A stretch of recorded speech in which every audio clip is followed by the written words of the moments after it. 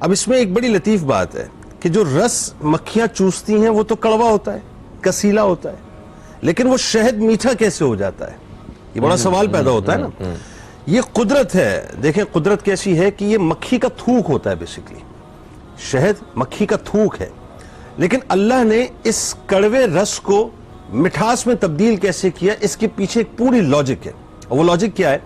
رسول کریم صلی اللہ علیہ وآلہ وسلم ایک لشکر کے ساتھ تشریف لے جا رہے تھے، تو آپ نے ایک جگہ پہ پڑاؤ ڈالا۔ پڑاؤ ڈالنے کے بعد آپ نے صحابہ کرام رضوان اللہ تعالیٰ علیہ مجمعین سے فرمایا کہ جو کھانا تمہارے پاس موجود ہے وہ نکال کے کھا لو۔ صحابہ نے عرض کیا یا رسول اللہ صلی اللہ علیہ وآلہ وسلم، ہمارے پاس روٹیاں تو موجود ہیں لیکن سالن نہیں ہے۔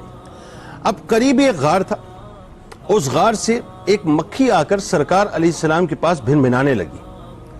تو رسول کریم صلی اللہ علیہ وآلہ وسلم نے اس سے پوچھا کہ کیا ماجرا ہے؟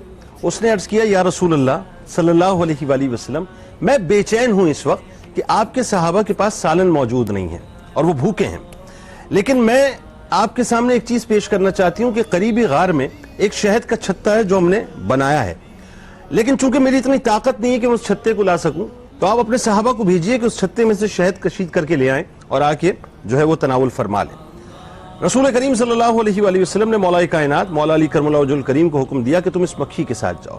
اب مکھی آگے آگے جاتی تھی اور مولا کائنات جو ہے پیچھے پیچھے جاتے تھے، وہاں پہنچے، شہد نکالا، نکالنے کے بعد واپس آیا اور صحابہ کے سامنے وہ شہد رکھ دیا گیا۔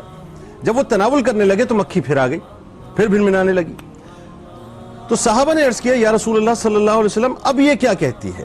تو سرکار علیہ السلام نے فرمایا کہ میں نے اس سے ایک سوال کیا ہے، اور سوال یہ کیا ہے کہ یہ بتلا کہ تیری خوراک کیا ہے۔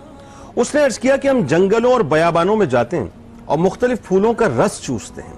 تو رسول کریم صلی اللہ علیہ وآلہ وسلم نے فرمایا کہ رس تو کڑوا ہوتا ہے، کسیلا ہوتا ہے، یہ شہد میٹھا کیسے ہو جاتا ہے؟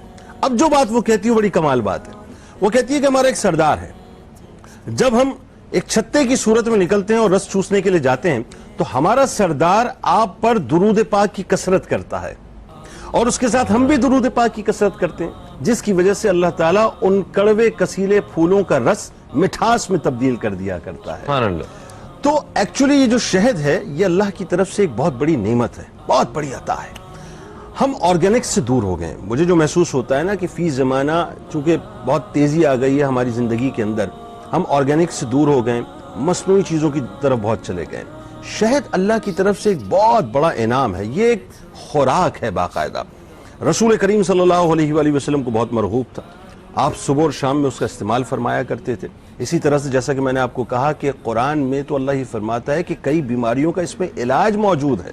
اسی طرح سے ایک جگہ فرمایا کہ تم دو چیزوں کو لازمی پکڑ لو، لازم پکڑ لو، یعنی یہ بالکل اس طرح کی بات ہے کہ باقاعدہ آپ کو حکم دیا جا رہا ہے کہ پکڑ لو، اسے تھامے رکھو، چھوڑنا مت، لازم پکڑ لو۔